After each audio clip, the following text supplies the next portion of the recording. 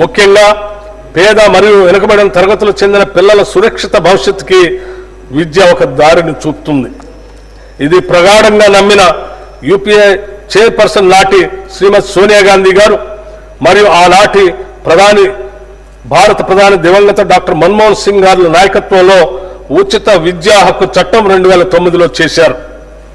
ప్రస్తుతం తెలంగాణలో 1023 ప్రభుత్వ రెసిడెన్షియల్ పాఠశాలలు ఉండగా వీటిలో 662 పాఠశాలలకు సొంత భవనాలు లేవు.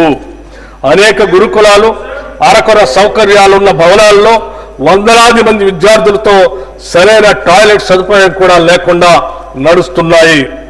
వర్గాల వారీగా ప్రత్యేక రెసిడెన్షియల్ స్కూల్స్ ఉన్నప్పటికీ వాటి మధ్య విద్యా ప్రమాణాల విషయంలో మౌలిక వసతుల విషయంలో సారూప్యత లేదు.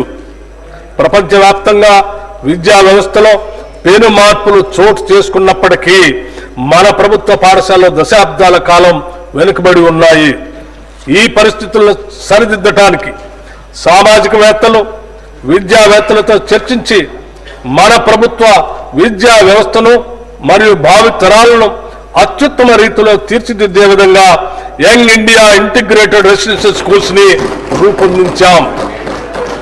కులం, మతం లేదా ఆర్థిక స్థితిగతులకు అతీతంగా విద్య మాత్రమే కాకుండా విద్యార్థుల యొక్క మానసిక శారీరక అభివృద్ధికి అంటే హోలిస్టిక్ డెవలప్మెంట్ కి దోహదపడే విధంగా ఈ స్కూల్స్ ని ఏర్పాటు చేస్తున్నాం.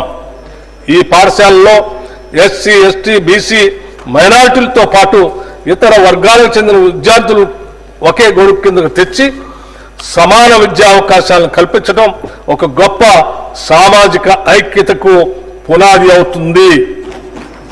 Education is the milk of a lioness. Education is the milk of a లైనస్.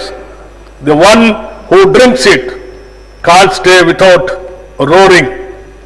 Doctor B R Ambedkar garu చెప్పిన మాటలు. విద్య అనేది సింహపు పాల వంటిది. వాటిని తాగిన వారు గర్జించకుండా ఉండలేరు. డాక్టర్ బిఎం అంబేద్కర్ కలలు గన్న విద్యా వ్యవస్థను మేము సృష్టించబోతున్నాము. దీనికోసమే రాష్ట్ర వ్యాప్తంగా ఒకేసారి 58 యంగ్ ఇండియా ఇంటిగ్రేటెడ్ రెసిడెన్షియల్ పాఠశాలల నిర్మాణానికి 11,600 కోట్ల రూపాయల అనుమతులు మంజూరు చేయటం జరిగింది. మేము తీసుకున్న ఈ నిర్ణయం ఒక చారిత్రాత్మకం. ప్రతి నియోజకవర్గంలో కనీసం ఒక ఇండియా రెసిడెన్షియల్ స్కూల్ని ప్రారంభిస్తాం. ఈ ఇంటిగ్రేటెడ్ స్కూల్స్ 20 నుంచి 25 ఎకరాల విస్తీర్ణంలో నిర్మించబడతాయి. విద్యారంగంలో వస్తున్న మార్పులకి అనుగుణంగా ఆధునిక వసతులతో ప్రైవేటు పాఠశాలకు దీటైన విద్యను అందించేందుకు వీటిని అభివృద్ధి చేస్తున్నాం.